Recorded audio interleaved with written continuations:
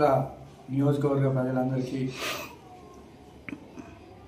బక్రీద్ శుభాకాంక్షలు ముస్లిం సోదరులందరికీ. అదేవిధంగా బక్రీద్ పండుగగా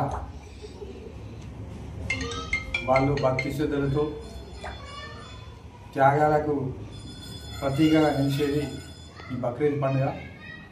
కాబట్టి వాళ్ళందరినీ ముస్లిం సోదరులు కూడా వాళ్ళ పిల్లలకు కలిసి శుభాకాంక్షలు తెలపడం జరుగుతుంది. అదేవిధంగా మెట్పల్లిలో కూడా మైనారిటీ సోదరులందరికీ ఈద్గా దగ్గర పోయి వాళ్ళ సోదరులందరికీ కూడా శుభాకాంక్షలు తెలియజేయడం జరిగింది.